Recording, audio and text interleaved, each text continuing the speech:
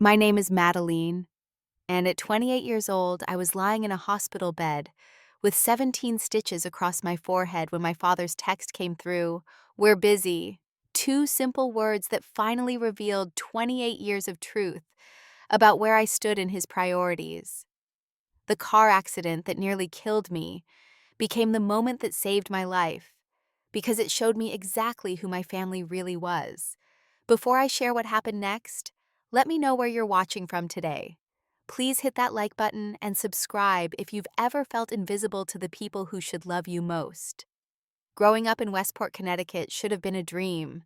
The tree-lined streets, pristine colonial houses, and country club memberships painted a picture of perfection that everyone envied. My father, Richard, was one of those corporate lawyers whose name appeared in the local paper whenever a big merger went through. He had this corner office on the 40th floor of a Manhattan high-rise with floor-to-ceiling windows that made him look like he owned the world. And maybe in his mind he did. My mother, Grace, died when I was 7. Pancreatic cancer took her in 6 months from diagnosis to funeral. I remember sitting in that sterile hospital room, her frail hand holding mine, as she whispered that Daddy would take care of me, that I'd never be alone. She made him promise right there with me, watching that I'd always be his priority. He cried that day. It was the last time I ever saw him show genuine emotion. Diane entered our lives exactly 13 months after Mom's funeral. She wasn't evil in the obvious way that stepmothers are in fairy tales.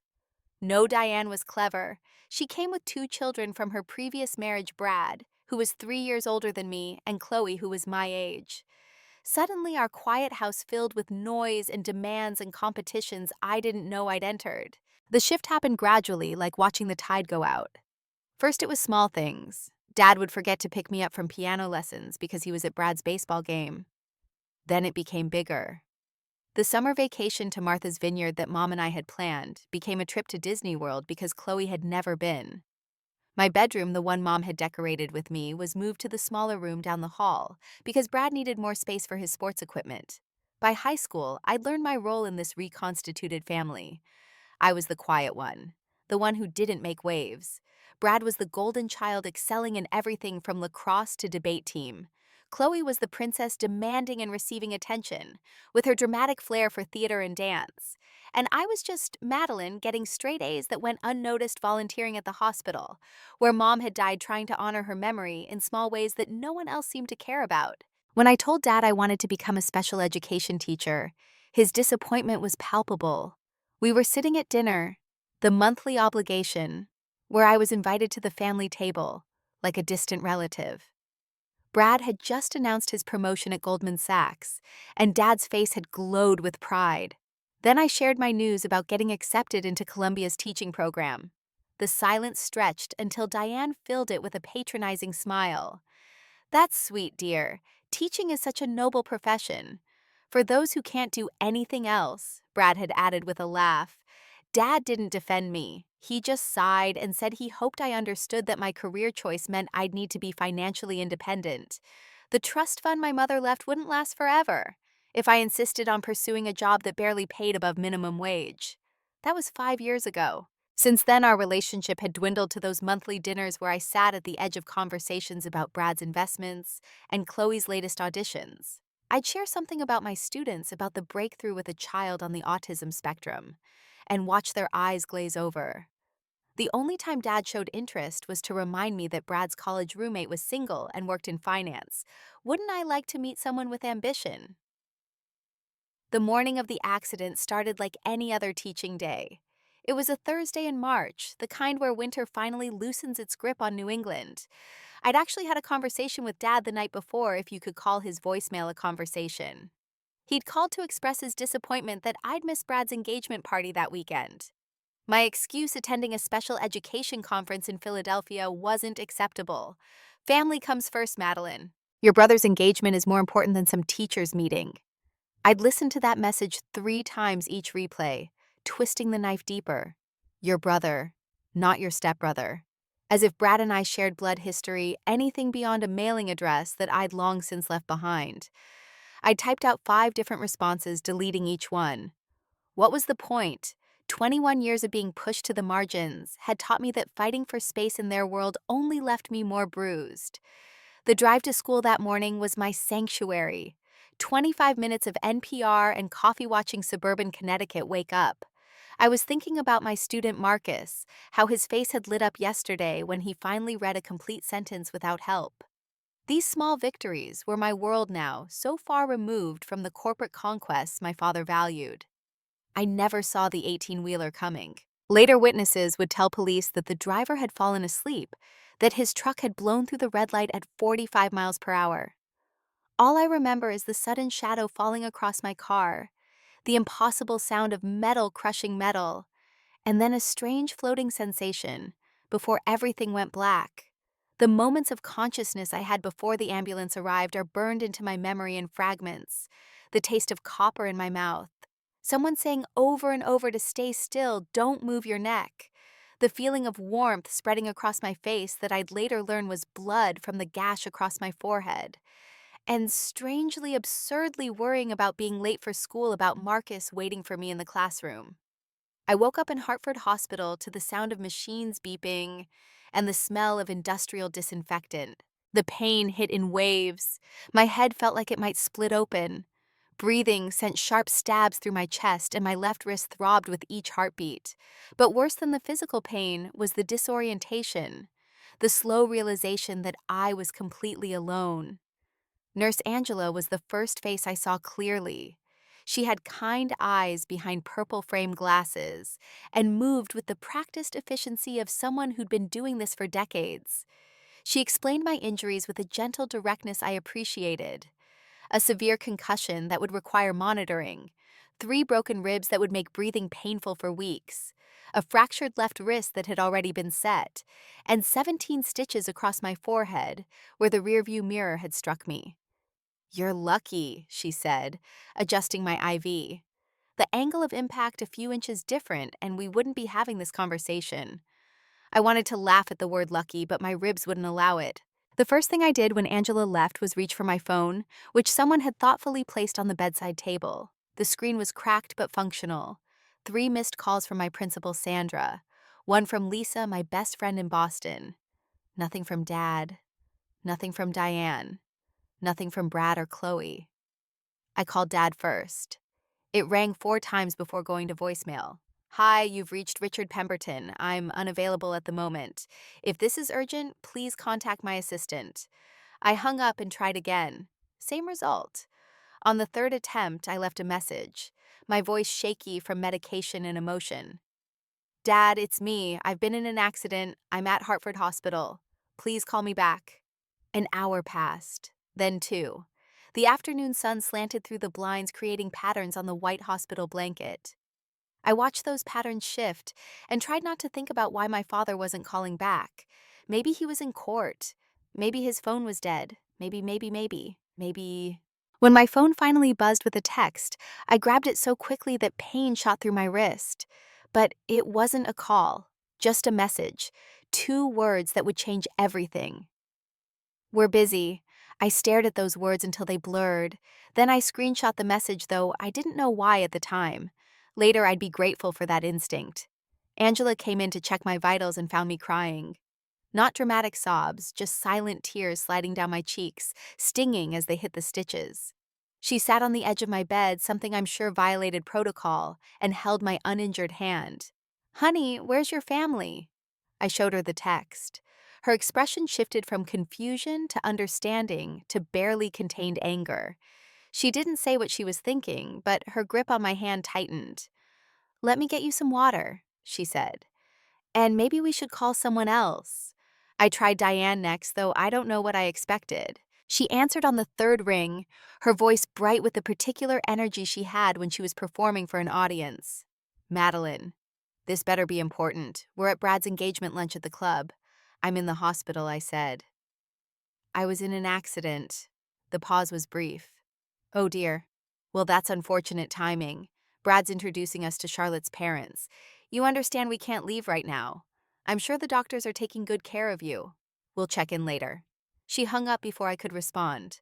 I held the phone against my chest and tried to process what had just happened.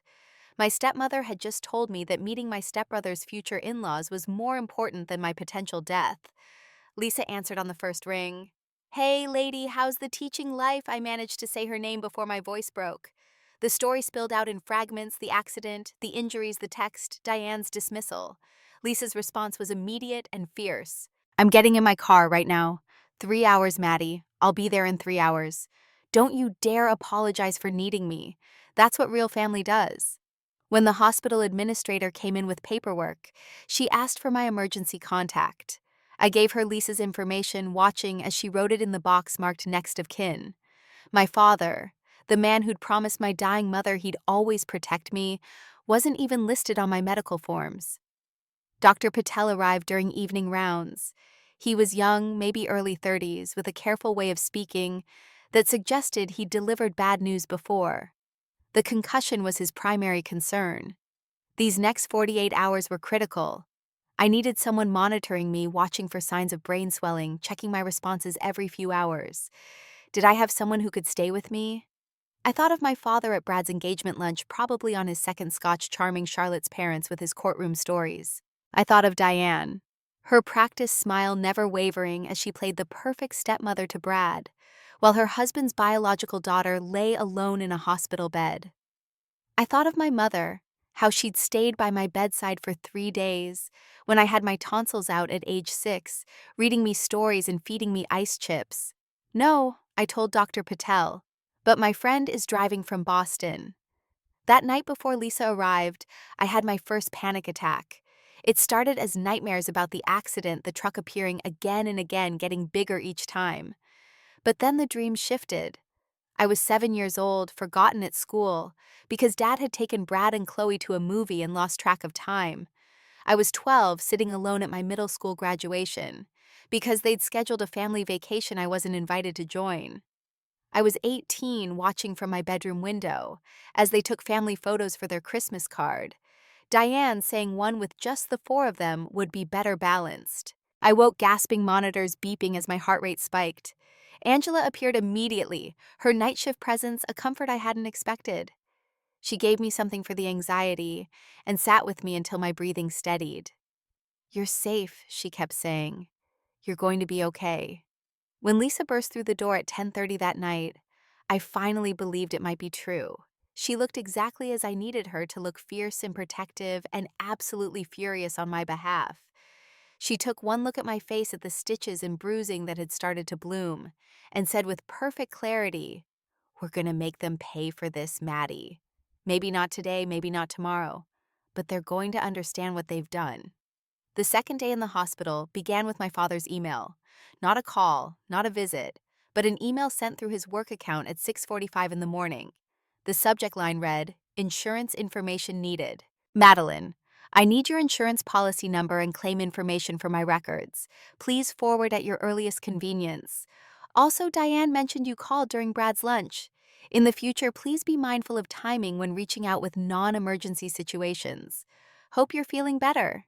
Dad." Lisa read it over my shoulder, her coffee cup freezing halfway to her lips. "Non-emergency situation. You could have died." The disgust in her voice matched what I felt but couldn't express. I was too tired, too medicated, too something to even cry anymore. The flowers from Diane arrived around noon, clearly purchased from the hospital gift shop. The arrangement was small, generic, with one of those pre-printed cards that said, "Get well soon."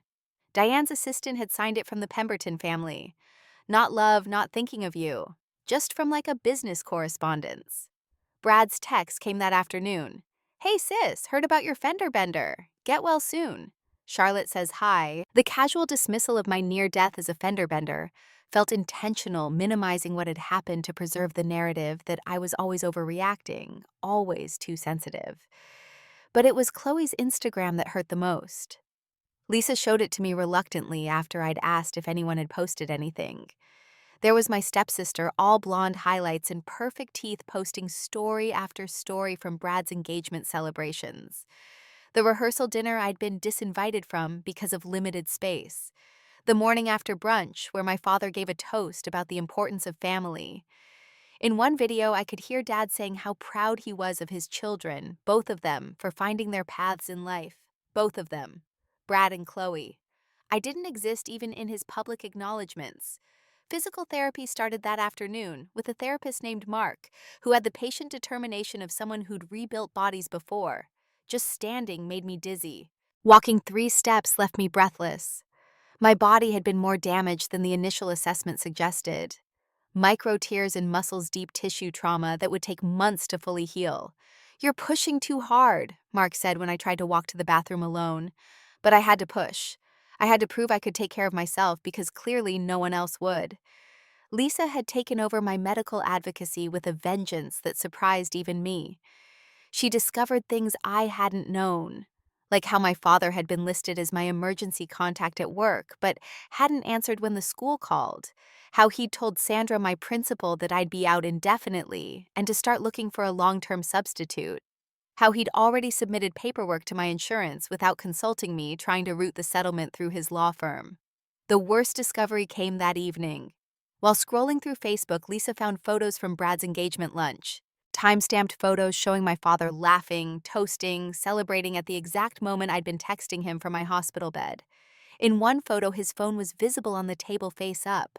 He'd seen my message. He'd chosen to respond with those 2 words while looking at my name on his screen. Sandra visited that evening with 2 other teachers from my team. They brought homemade lasagna, I couldn't eat cards from my students that made me cry, and a level of concern that highlighted my family's absence. "Where are your parents?" Sandra asked carefully. She'd met my father once at a school fundraiser where he'd spent the entire time networking instead of watching me receive the Teacher of the Year award. "They're busy," I said, attempting a laugh that came out broken. Sarah, my teaching partner, exchanged looks with Sandra. "That's not okay, Maddie. You know that's not okay, right?" But what was I supposed to say? That my father loved his stepchildren more than me? That I'd spent 21 years trying to earn a place at a table that never had a chair for me? That my mother's death didn't just take her from me, but had somehow given my father permission to slowly abandon me too? The night nurse was different from Angela, younger and less willing to bend rules. But she did let Lisa stay past visiting hours when I woke up screaming from a nightmare. This time I wasn't dreaming about the accident. I was dreaming about my mother, about breaking my promise to her. She'd asked me to take care of Dad to help him heal after she was gone. Instead, I'd let him replace us both. On day 3, complications arose. An infection risk from one of the lacerations required aggressive antibiotics that made me violently ill. As I shook with fever, Lisa called my father directly. I could only hear her side of the conversation, but it was enough. "No, Richard, she cannot wait until Monday to discuss this. No, I don't care about your deposition schedule. Your daughter could develop sepsis. Do you understand what that means? No, it means she could die while you're playing golf with Brad this weekend." The silence that followed suggested he'd hung up on her. Lisa threw my phone against the chair, then immediately apologized and checked to make sure she hadn't broken it further. "He's not worth it," she said. "But you are. Remember that." That night, my father's assistant called. Not him, but Patricia, the woman who'd been managing his calendar for 15 years. "Mr. Pemberton asked me to check if you need anything from the firm," she said, her tone carefully neutral. "Perhaps some legal assistance with your insurance claim?" The firm. Not from him. From the firm. Like I was a pro bono case rather than his daughter. Day 5 brought the infection under control and discharge planning that revealed just how alone I really was. Dr. Patel explained that I couldn't be released without a care plan. Someone would need to help me manage medications, drive me to follow-up appointments, assist with basic tasks while my wrist healed and my ribs prevented normal movement. Lisa had already used 3 of her 5 vacation days. Her boss at the consulting firm was understanding but had limits. She'd need to return to Boston by Monday. The social worker suggested a medical rehabilitation facility, essentially a nursing home for younger patients. The thought of recovering among strangers, being fed institutional food, and following someone else's schedule made me want to scream. It was Lisa who made the decision. She called her boss from my hospital room, explaining the situation with a frankness that made me uncomfortable and grateful simultaneously. He gave her 2 weeks of remote work authorization. She could stay with me, work from my apartment, and ensure I didn't die from neglect. The ride home from the hospital was its own kind of torture. Every bump in the road sent shockwaves through my ribs. The stairs to my third-floor apartment might as well have been Mount Everest. Tom, my elderly neighbor, heard us struggling and came out to help. This 73-year-old man showed more concern for my well-being than my own father. That's when the call from Mr. Harrison came. I hadn't heard from my mother's estate lawyer in 3 years, not since the annual trust fund statement arrived each December. Madeline, I heard about your accident. I'm calling because there are provisions in your mother's trust for medical emergencies. Funds specifically set aside for situations like this. I'd known about the trust, of course. Dad had managed it since Mom died, doling out the minimum distributions required by law on my 25th birthday. He'd always made it seem like the trust was nearly depleted, that Mom's medical bills had consumed most of it, that I should be grateful for whatever remained. Mr. Harrison's next words changed everything. Your mother's trust is actually quite substantial. The medical emergency clause allows for immediate distribution of up to $100,000 without trustee approval. However, I notice your father has been listed as sole trustee, and there are some irregularities in the management I'd like to discuss with you when you're feeling better. Irregularities. Such a clinical word for what I was beginning to understand was something much worse. The call from my father came within 2 hours of my conversation with Mr. Harrison. His voice was tight with barely controlled anger. I hear you've been speaking to Harrison behind my back. Whatever he's told you, Madeline, you need to understand that I've managed your mother's trust in your best interest. Don't let some ambulance-chasing lawyer convince you otherwise. For the first time in my life, I found my voice with him. Behind your back, I was in a car accident 9 days ago. You texted me 2 words. Diane sent grocery store flowers. Brad called it a fender bender. And you're angry that I'm accessing my own mother's money for medical care. The silence stretched so long I thought he'd hung up. Then in the voice he used for hostile witnesses, he said, "You've always been dramatic, Madeline. Just like your mother. Everything is a crisis. Everything is an emergency. I've protected you from your own worst impulses for 21 years. If you want to throw that away for some lawyer's promises, that's your choice. But don't come crying to me when you realize what you've lost. What I've lost, I laughed, and it hurt my ribs, but I didn't care. What exactly would I be losing, Dad? My seat at the monthly dinner where no one talks to me. The Christmas card where I'm photoshopped in because you forgot to include me in the actual photo. The privilege of watching you love Brad and Chloe, while I'm just the reminder of your first wife." His response was swift and vicious. "If you pursue this, if you challenge my management of the trust, I'll contest every penny. I'll tie it up in court for years. You'll spend more on legal fees than you'll ever recover. And for what? Because your feelings were hurt, that we couldn't drop everything for your minor accident." Minor accident. 17 stitches, 3 broken ribs, a fractured wrist, a concussion that could have killed me. Minor. Lisa had been recording the call without my knowledge, her phone hidden behind a pillow. Later, she'd tell me she'd started documenting everything from day one, sensing we'd need evidence. That recording would become crucial in what came next. After Dad hung up, I called Mr. Harrison back. "I want to know everything I said. Every irregularity, every questionable transaction, every penny my mother left that he's touched." The next few days blurred together. Lisa divided her time between nursing me and researching trust law. What she found painted a picture I should have seen years ago. Dad had been using my trust as his personal piggy bank, lending money to Brad's business ventures, covering Chloe's Ivy League tuition, even paying for the renovation of the house he shared with Diane. Each discovery felt like another betrayal.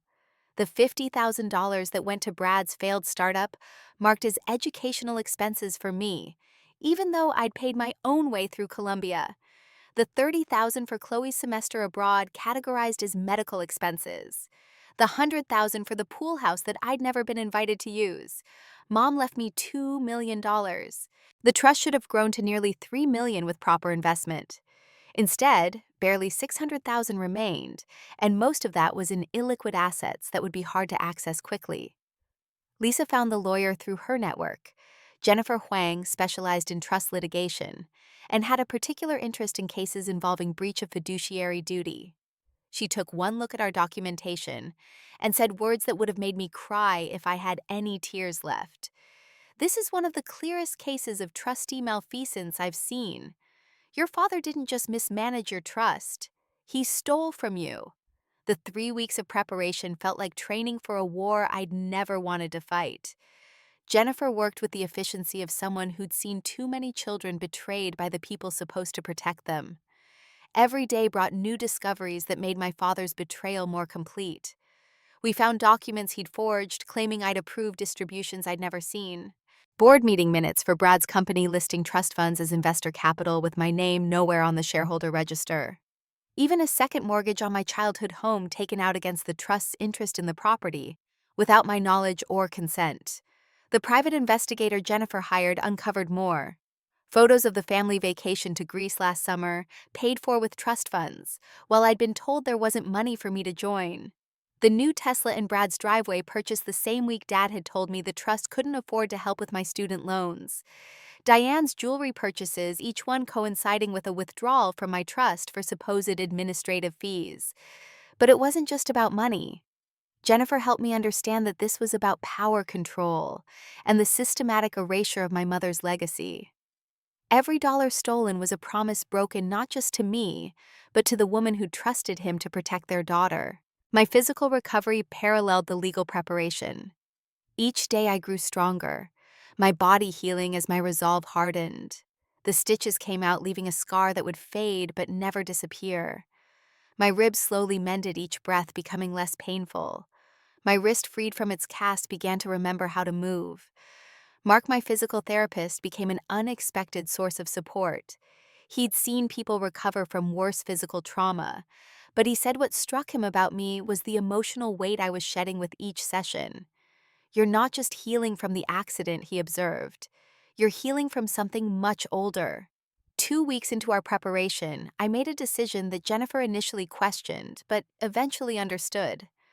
I wanted to go to my childhood home to retrieve things of my mother's that I'd left behind when I'd moved out. Not for sentimental reasons, but because I suspected there were documents there, things my father wouldn't have thought to hide. Lisa drove me. The house looked exactly as it always had, perfect from the outside, like something from a magazine spread about Connecticut living. Diane's car was gone, but Dad's Mercedes sat in the driveway. I still had my key, the one he'd never asked me to return because he'd probably forgotten I had it. The house was empty, but evidence of their life without me was everywhere.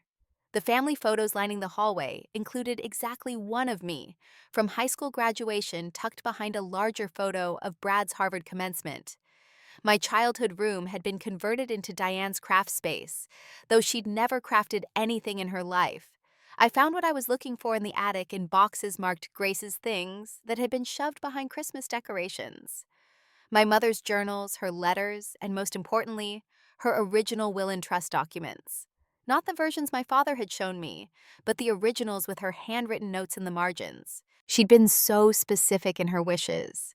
The trust was to be used for my education, my health, my future. She'd even written a letter to my future trustee, assuming it would be someone other than my father if he remarried. She'd wanted me protected, provided for, loved. Every page was evidence of a mother trying to parent from beyond the grave, and every page showed how completely my father had betrayed her trust. I took photos of everything, then took the originals. They were mine after all, even if nothing else in that house was. As we left, I saw the pool house through the back windows, the one built with my money for Brad's entertainment. The irony wasn't lost on me. They'd literally built their happiness on the foundation of what was stolen from me. Brad reached out the night before we served the papers, his first real contact since the accident. His text was telling, "Heard you're stirring up trouble with Dad. Don't be stupid, Madeline. You're going to tear this family apart over money. Grow up and stop being so selfish." I didn't respond, but I screenshot the message. Jennifer added it to our evidence file, noting that it suggested Brad knew about the misappropriated funds. His knowledge made him complicit, potentially liable. The morning of the confrontation, I stood in front of my bathroom mirror and really looked at myself for the first time since the accident. The scar on my forehead was still red but healing. My face had lost the soft roundness of someone who'd never fought for anything. I looked older, harder, but also somehow more like my mother than I ever had before. Lisa helped me dress professionally but comfortably. We chose my outfit carefully, professional enough to be taken seriously, but with visible reminders of my injuries. The wrist brace I still needed, the careful way I had to move because of my ribs. Let them see what they ignored, Lisa said. Jennifer met us at the end of their street. She'd wanted to come alone, but I'd insisted on being there. This wasn't just about legal documents. This was about facing the people who'd thrown me away and letting them know I'd survived their abandonment. The walk to their front door felt both endless and too quick. 28 years of rejection, abandonment, and theft had led to this moment. I rang the doorbell of the house that had never really been my home, holding the papers that would finally set me free. They were having Sunday dinner, of course. The formal dining room was set with Diane's wedding china, the one she'd registered for when she married my father, replacing all of my mother's things within a year. Through the window, I could see them. Dad at the head of the table, Diane to his right. Brad and Charlotte on the left, Chloe beside her mother. The perfect family portrait -1. Diane answered the door. Her face went through a series of expressions from annoyance to surprise to something like fear when she saw Jennifer and the manila envelope in her hands. Madeline, what are you doing here? I didn't answer her. I walked past her into the dining room, my body remembering this path from all the times I'd been excluded from it. The conversation stopped mid-sentence. Charlotte, whom I'd never met, looked confused. Brad's face flushed red. Chloe actually gasped, her hand flying to her mouth. And my father, he just stared at me with the cold assessment of a lawyer evaluating a hostile witness. "You look fine," he said, his tone dismissive. "So what's all this drama about?" Those words delivered while looking at my still visible scar, the brace on my wrist, the careful way I had to lower myself into a chair, told me everything I needed to know about how he saw me. Even broken, even scarred, I wasn't worthy of concern. Jennifer stepped forward with the professional calm of someone who'd done this before. "Mr. Pemberton, I'm Jennifer Huang, representing Madeline in the matter of her mother's trust.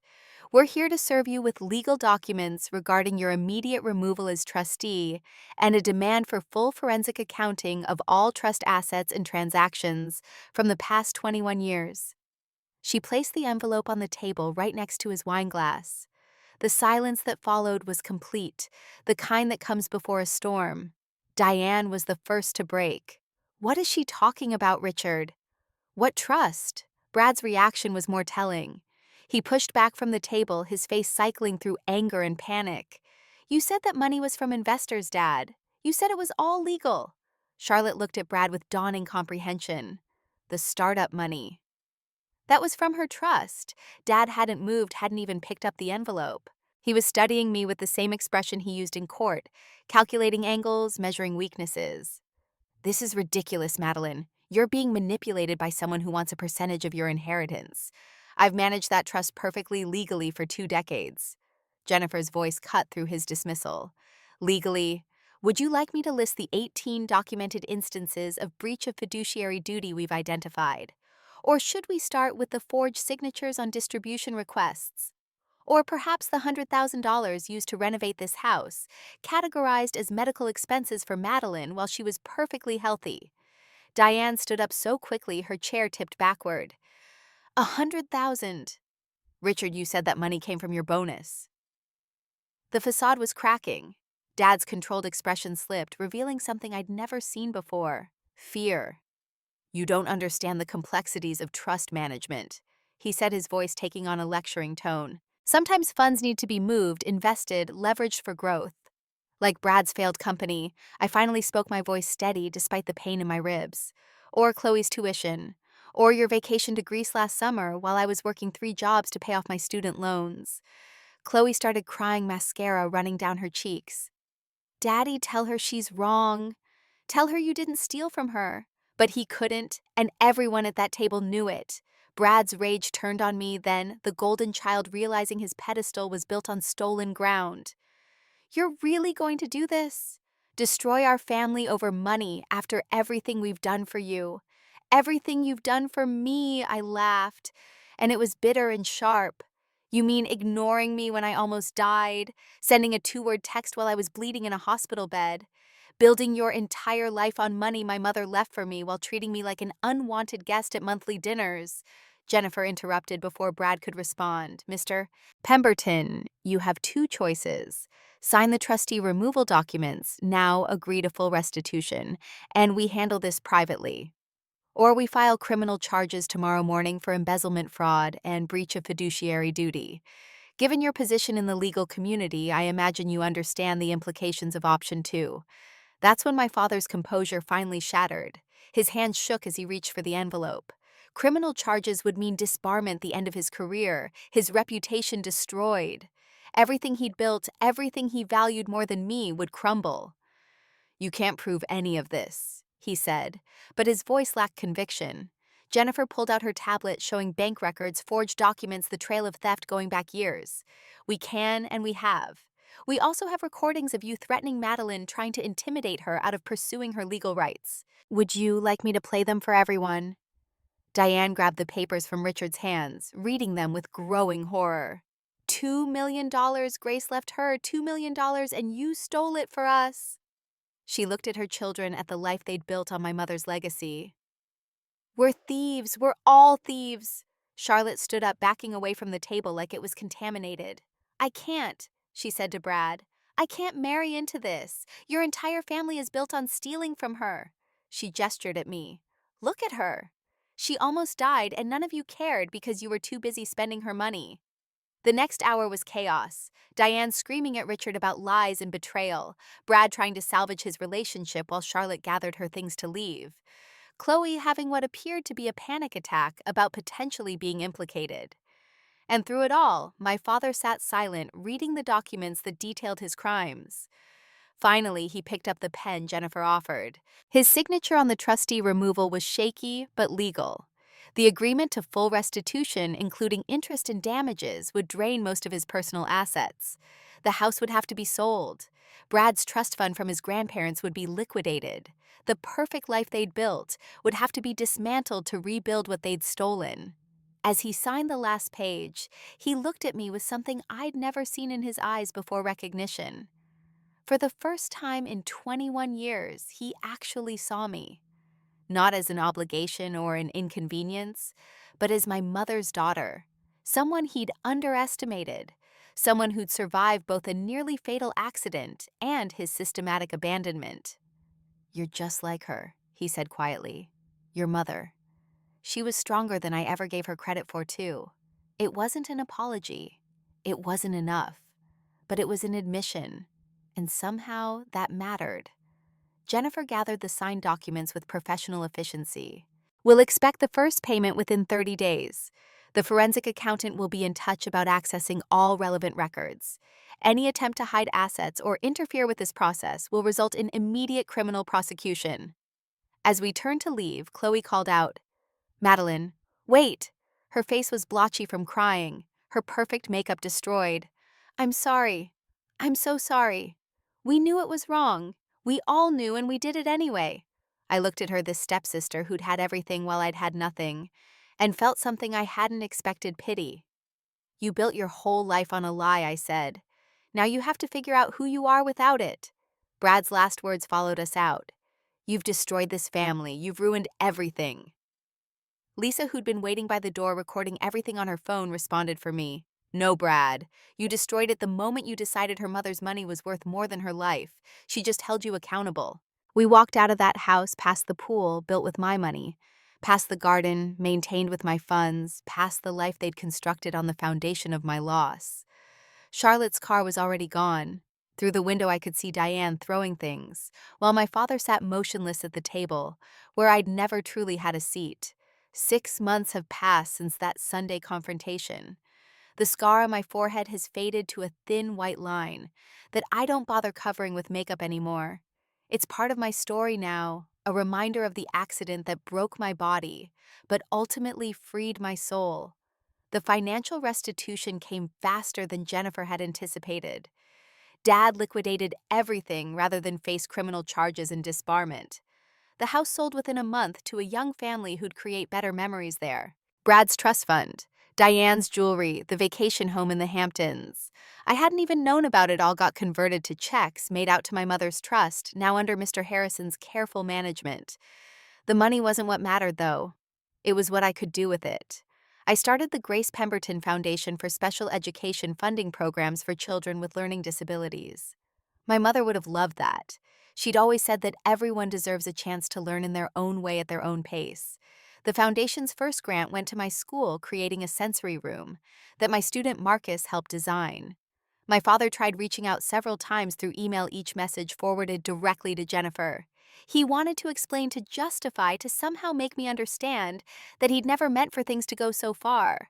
But intentions don't erase actions, and 21 years of choosing them over me couldn't be explained away. Diane filed for divorce 3 months after the confrontation. Without the money, without the lifestyle, she had no reason to stay. She moved back to California with Chloe, who dropped out of her expensive college to attend community college. The last I heard, she was working as a receptionist and learning what it meant to earn her own way. Brad's spectacular fall was perhaps the most dramatic. Charlotte had broken off their engagement that very night, posting on social media about refusing to marry into a family built on theft and lies. His investors, learning that their golden boy had been funded with stolen trust funds, pulled out. The company collapsed within weeks. He lost his apartment, his car, his entire identity as the successful son. He moved in with a college friend in New Jersey, working at a job he once would have mocked. But I don't track their failures for satisfaction. I note them only because they're part of the story, the natural consequences of choices they made. My focus has been on building something real, something that can't be stolen or destroyed by someone else's greed. Lisa became more than my best friend through this. She became the sister I'd always wanted. She helped me find a therapist who specialized in family trauma and abandonment. Through those sessions, I learned that my father's rejection wasn't about my worth, but about his inability to see past his own needs. I was the living reminder of my mother of a love he'd had and lost, and rather than healing, he'd chosen to bury that part of his life and me along with it. I'm dating someone now. Marcus Thompson, a pediatric physical therapist I met during my recovery. He has gentle hands and a laugh that makes me feel safe. He knows my whole story, has seen the scars both visible and hidden, and chooses to stay anyway. When I introduced him to the concept of chosen family at Lisa's birthday dinner, surrounded by the friends who'd shown up when blood relatives hadn't, he understood immediately. Angela, the nurse who'd held my hand that first night in the hospital, has become part of that chosen family too. We have coffee once a month, and she tells me about her patients while I update her on my students. She says I'm her reminder that people can survive more than they think they can, that strength sometimes looks like accepting help from strangers when family fails you. My students welcomed me back with handmade cards and promises to be careful on the roads when they grew up. Marcus, the one I'd been thinking about during the accident, had apparently asked about me every day I was gone. When I returned, he pointed at my scar and asked if I was a warrior now. Yes, I told him. I suppose I am. Teaching feels different now. I stand in front of my classroom with the knowledge that I survived both a physical trauma and an emotional abandonment that should have destroyed me. When I work with children who've been labeled as difficult or different or not worth the effort, I see myself at that family dinner table, pushed to the margins, but still present, still hoping. I fight for them the way no one fought for me. Mr. Harrison helped me understand the full scope of my mother's estate, not just financially but emotionally. She'd left letters for my future birthdays to be opened each year until I turned 40. I'd never known about them because Dad had hidden them in the attic. Reading her words, feeling her love reach across 21 years of absence, helped heal wounds I didn't know could be mended. In one letter written for my 28th birthday, she'd somehow anticipated the possibility of my father remarrying, of me feeling replaced. "Sweet girl," she wrote, "and if you're reading this feeling alone, know that my love for you transcends death. Family isn't always blood. Sometimes it's the people who show up when you're broken, who see your worth when others don't, who choose you when biology fails. Build your own family, my darling. Fill it with people who deserve you." The foundation's first fundraiser was held last month. I half expected my father to show up to make some grand gesture of reconciliation. He didn't, but my chosen family did. Lisa gave a speech about strength and survival. Sandra and my teaching team organized the entire event. Tom, my elderly neighbor, bought the first table. Even Jennifer came, bringing several colleagues who wanted to support the cause. The accident that nearly killed me had revealed the truth about my biological family, but it had also illuminated the family I'd been building all along. Every person who'd shown up during those horrible first days, everyone who'd helped me heal and fight and reclaim what was mine, they were my real family.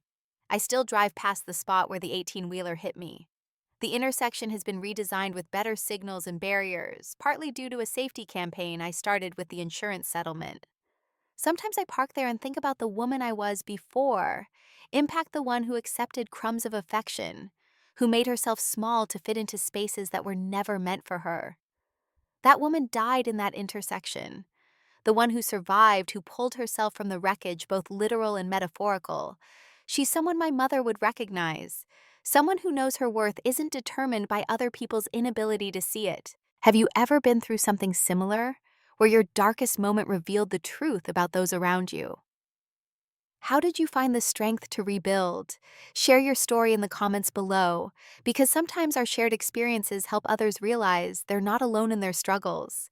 If this story resonated with you, please hit that like button and subscribe to hear more stories about resilient survival and the families we choose. Share this with someone who needs to hear that their worth isn't defined by those who fail to see it. Thank you for listening to my journey. And remember, sometimes the family that matters most is the one you build from the ashes of the one that failed you. Stay strong and know that you deserve people who show up when it matters most.